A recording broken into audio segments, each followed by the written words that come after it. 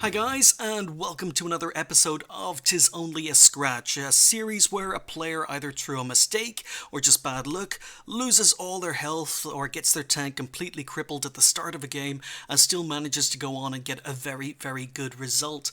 We are here with Tonza, here on, what map is this? This is Fjords, and he's in his T30. Now, the T30, very, very misunderstood tank. It's a very, very misunderstood Tier 9 American heavy tank. Yes, I did say heavy tank. And before any of you guys can correct me in the comments and start going, "Oh, Irish, you're so silly, the T30, it's a Tier 9 tank destroyer. It leads on from the T28 prototype." It's a heavy tank. The T30 is a heavy tank. Just because Wargaming say it's a tank destroyer doesn't mean it's a tank destroyer. It's a heavy tank. And probably the first clue that the T30 is a heavy tank comes in its name, the T30. There's no surprise that the T29, the Tier 7 American heavy tank, is called the T29, and this tank is called the T30 because they were variants of the same tank. They were designed at exactly the same time. They went into prototype at exactly the same time. They were designed side by side towards the end of World War II as the Americans were looking for a new heavy tank. So the T30 and the T29 are basically cousins. They're exactly the same tank. Now, there's also more clues when we take a look at the gun selection for the T30. Because the stock gun for the T30 happens to be the final gun for the T29. So when you first unlock the T30 at Tier 9, what you get is 105mm. It gets 198mm of penetration, 320 damage. It's the same gun as the T29 gets at Tier 7, same gun as the T32 gets at Tier 8, and the T30 is just another variant of those tanks. So it's a T29. When you first unlock the T30 at Tier 9, it's a T29. It's a Tier 7 heavy tank. It plays like the T29. The gun behaves like the T29. It's a T29. Playing the T30 as a T29 in Tier 9 and 10 games, not very good. So 105mm gun, not very good when you first unlock the tank. It's quite an inadequate gun, but it basically makes the T30 a T29. That's basically what I'm trying to say. But Irish, you've got other guns, and you don't have to use the 105mm when you first get the T30, because if you've gone through the T28 prototype, you should have the 120mm unlocked. And yes, you can unlock the 120mm AT gun T53 at Tier 8 on the T28 prototype, and it's quite a good gun. It has 248mm of penetration, extremely good, and 400 alpha damage, extremely good. But again, this should look very, very familiar to some of you, because this is exactly the same gun as comes on the T34, the Tier 8 Premium American heavy tank, not TD, heavy tank. So the T30 is, with the 120mm, is a T34, or rather I should say the other way around, because in real life, two of the T30 prototypes were fitted with 120mm guns, and they became redesignated as T34. So the T34 Tier 8 Premium Heavy Tank is a T30 with a 120mm gun. So again, when you first unlock this tank, it's a T29 heavy tank. When you upgrade the gun to the 120mm, it becomes a T34 heavy tank, but it's still a Tier 9. So this is quite a good gun, and if you're using this gun on the T30, as I say, it's a T34, which makes it a heavy tank, not a tank destroyer. In fact, the only real difference this tank has over the heavy tanks I've previously mentioned is the final gun, which is 155mm, and it has amazing penetration, 276, and great alpha damage of 750. This is about the only thing that makes the T30 different from any of the American heavy tanks that came before it. Alpha damage. That's pretty much it. Now, there are other minor differences and minor tweaks regarding ground resistance and hit points, but even hit points, I mean, the T30 at tier 9 only gets 150 more hit points than the T34 does at tier 8. So yeah, there are minor differences, and even though the T30 is exactly the same tank, same hull, same turret as the T34 premium heavy tank, also for some unknown, completely inexplicable reason, the rear of the turret on the T30 is actually worse by 100 millimeters than the rear of the turret on the T34. So for some reason, the T34 gets 203 millimeters of rear turret armor, and the T30 gets 102 millimeters. So yeah, it's the same turret, same hull, same tank. I have no idea why the rear of the turret is nerfed so badly on the T30. And if you still don't believe me that the T30 is not a tank destroyer but a heavy tank, originally when the T30 was first introduced into the game, it was the tier 10 American heavy tank. It was originally introduced into the game as a heavy tank. It was the tier 10 long before the T57, long before the T110E5. Now the T110E5 was introduced, it became the new American heavy, tier 10 heavy, and Wargaming needed to find a place for the T30. So they called it a tank destroyer, and they moved it to tier 9 on the American tank destroyer line. But it's an American heavy, guys. It really is an American heavy. It's got the same hull, same turret as the T34. It plays just like any other American heavy. It's got weak hull armor, very good turret armor, good gun depression, so you move into a position, go hull down, use your gun depression, use your turret armor.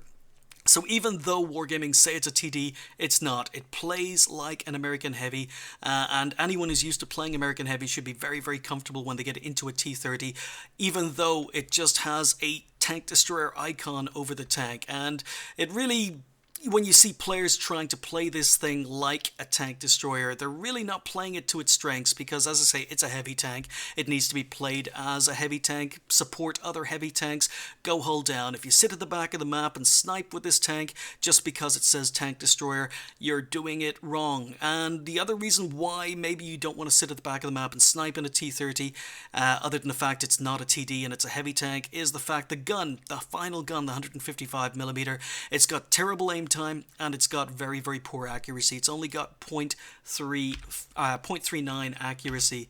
So other things you may need to know about the gun is, as I say, 276mm of penetration, 750 alpha damage, very, very good, but it is quite a slow reloading gun. So if you're playing this thing like a heavy tank, just be aware you've got all the problems American heavies do, which is a weak hull. If enemy tanks get to your side and rear, then they're going to cause you a lot of problems. They're going to cause you even more problems in a T30 because the reload is so slow on this gun. So really you need support. You need friendly tanks around you. An isolated American heavy is a sad, sad thing, and an isolated T30 is an isolated American heavy tank. The premium ammo, 320 penetration, 750 damage with APCR. So very, very good premium ammo on this tank, and it's always worth carrying some HE rounds on this tank as well, because it's 155mm, and that means you get 950 alpha damage with HE penetration, and the penetration on the HE is quite good at 90mm, so plenty of tanks you're going to be able to shoot HE at and do full damage. So all three ammo's choices for this gun are very, very good. As I say, the only issues are the accuracy is quite poor and the aim time is quite long, so sitting at the back of the map and sniping, not the best way to play this tank. You need to get up close and personal, play it like a heavy tank, where the aim time and the accuracy don't matter as much. As I say, tis only a scratch, so Tonza is going to have a bad start to this game. He's top tier, tier 9 here on Fjords, 3 tier 9s on either side, and we are just gonna go. So yeah, first time I think I'm featuring the T30 on the channel. I thought I'd talk a little bit about the tank, but yeah, as I say, recently I've been seeing a lot of T30s sitting at the back corner of the map because it's a TD, just because Wargaming say it's a TD, but it's not. Play it like an American heavy tank, and you're going to be very, very comfortable in the T30. And you can see that Tonza is not sitting at the back. I mean, I've played on Fjords recently where T30s were sitting in J9. Not the way to play the tank, guys. It just doesn't have the accuracy or aim time to snipe. It's not really a sniper. So Tonza is doing what he needs to do, and that's playing this tank like a top tier heavy tank. So you can see that the speed and the mobility of this tank are actually quite good. Typically American heavy, doing about 30 kilometers an hour. And he's moving into position now. He doesn't have a lot of support. No RT in this particular game on Fjords, but he doesn't have a lot of support, just an IS-3 coming up with him. For some unknown reason, lots of friendlies are going up the 9-0 lines, and they seem to be heavy tanks. And you can see that the T-34, which is exactly the same tank with the second gun, the 120mm, has decided to go up the hill along with the IS-6. So Tonza's kind of been left alone down here with the IS-3, and it all comes down to how many tanks the enemy have sent around here. You can see that Tonza's trying to stay hull down, trying to hide the hull of his tank. M103, dangerous tank down here. Tonza moves up, and quite a low roll, so he takes a big hit. And now he takes another big hit. Remember I told you this is 'tis only a scratch, so he's already lost half his hit points. He rolled low, did 668 damage. You roll low quite a lot in this tank, I've noticed from replays. But he rolled low and ended up taking a heck of a lot of damage in return. So not a good trade. Not a good trade, especially as he's a tier 9. So what you've seen here is Tonza has backed off. He's playing it like an American heavy. He's backed away from the corner, and now he's gone hull down behind this little ridge. It's almost as if this little ridge here was designed for American tanks, because he's hiding his hull, showing his turret armor, and he's being very patient. So a lot of friendlies gone north. They need to push, but we know there are enemy tanks still down here. M103 decides to come around the corner. Tonza tracks and unfortunately fails to do any damage, and there's another really bad trade, because the M103 put a shot straight through the front of his tank. The hull of this tank is exactly the same as the T-34, only 103mm of armor. The M103 is going to get another shot off, but Tonza reloads in time to get some revenge and rolls incredibly high, 846, so very good exchange there. But even still, the M103 shot Tonza twice. The M103 did 866 damage in return for 846 by Tonza. So this is not a good start to the game. Tonza has basically traded off all his health for the exact same amount of damage he's done. So he's down to 7 hit points. 7 hit points, that's all. And again, the only tank that's supporting him is the IS-3, and you can see Tonza glancing behind him because he's got enemy tanks coming into the village behind him. So unfortunately, the tanks in the north just left it. They're waiting too long to push. Enemy heavies are moving into the village behind. There's a Tiger sitting at the back sniping. Don't blame him, he's a tier 7 in a tier 9 game.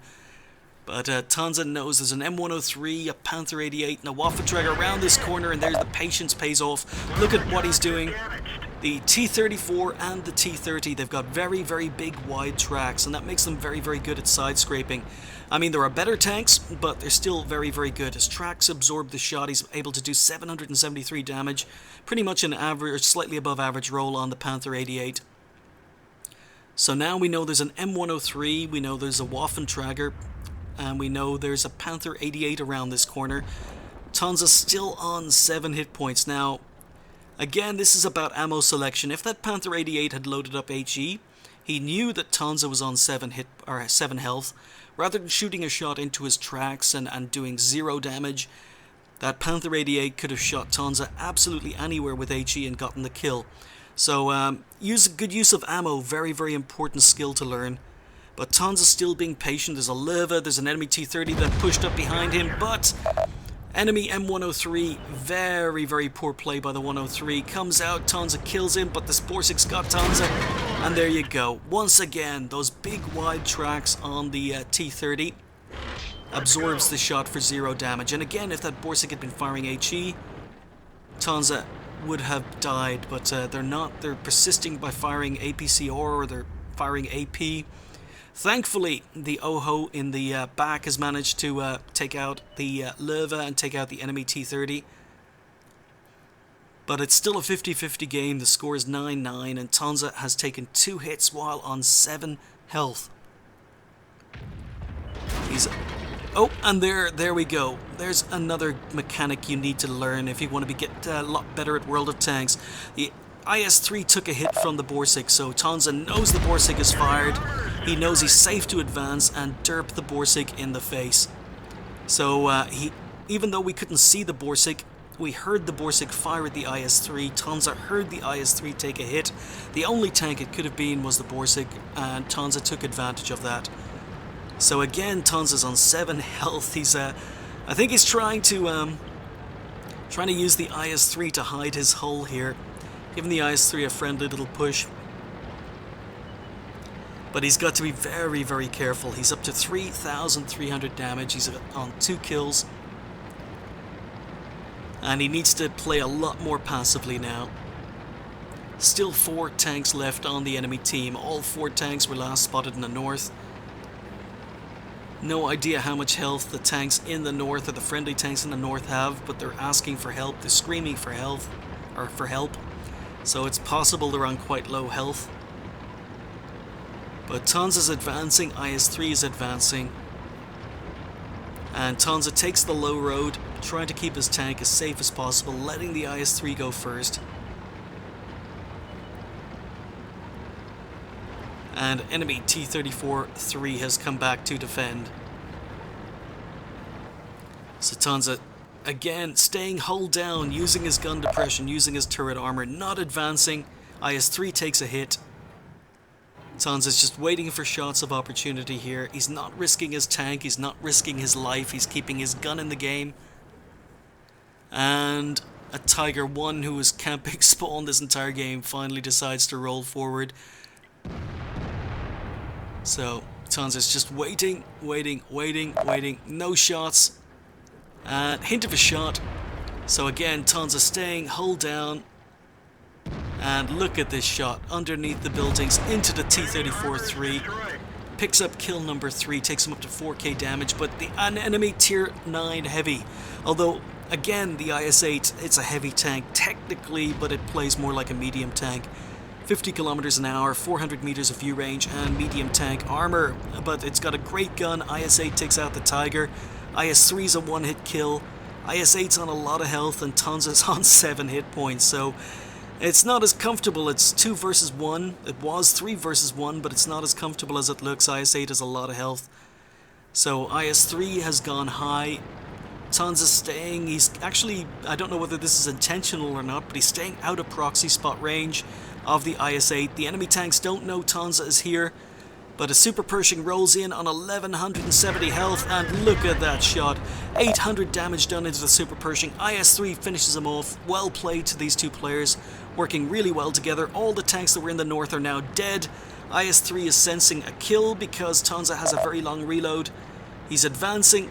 Tonza's trying to keep a building between himself and the IS-8. Tonza's reloaded and puts a shot into the IS-8. IS-8 shoots the building. I think Tonza could have shot a fraction sooner there, but IS-3 bounces on the IS-8, but Tonza's just trying to keep buildings between himself and the IS-8 until he reloads. Thought the IS-8 was going to go through the buildings there, but he is, and Tonza has time to reload. IS-8 delays his shot. Tonza finishes up with 4 kills, 6,000 damage to secure the game. But not only did he manage to secure the game, but he managed to secure the game by playing most of it on 7 hit points. He finished, as I say, with a very good result. It was an ace tanker in the T-30, and he also picked up high caliber. Early part of that game didn't go to Tonza's plan. He lost a lot of hit points trading damage pretty much on a one-to-one basis with an M103 and a couple of tier 8 tanks. And when you're top tier as in a tier 9, you kind of don't want to trade damage for hit points that early, that quickly. But Tonza, as I say, it is only a scratch, and he managed to pull a really, really good game out of the match. He finished with 1328 XP, 6,000 damage done, 4 kills, and fired 10, hit 10, pen 9. That's unusual for a T-30. You find a lot of people complaining about the accuracy on a T-30, but that's because they're taking long-range shots. They're sitting back, they're sniping, and this tank is not a sniper, and if you are trying to snipe with it, yes, the accuracy of the gun is going to annoy you, but Tonza was playing it like a heavy tank. He was going hull down, he was on the front line, and then the accuracy and the aim time of the gun don't matter so much. He spotted 2, damaged 6, destroyed 4, and finished up with 45,000 credits. Not bad for a tier 9 heavy tank. 1992 XP on a ×3 with a bonus thrown in left him on 6,976 XP. Really, really good game, showcasing what the T30 is good at, what the T30 is bad at, and as I say, really, really nice result considering the game started quite badly, but well played, Tonza. And as I say, next time you play your T30, remember, it's a T29 or it's a T34. It's basically the same tank, just a different gun if you're using the final gun. So it's a heavy tank, it's not a TD, regardless of what Wargaming call it. Play it like an American heavy and you're going to have much, much better games, and the gun isn't going to be as frustrating if you're not sniping. And oh yes, before I forget, you guys are going to be getting 2 videos today. I did have a video for yesterday, but yesterday was Remembrance Sunday, and I didn't feel it appropriate putting out a video yesterday as a result. So I'm going to release yesterday's video later on today, and this is today's video. So 2 videos today, guys, and thank you guys for watching. I'll see you next time.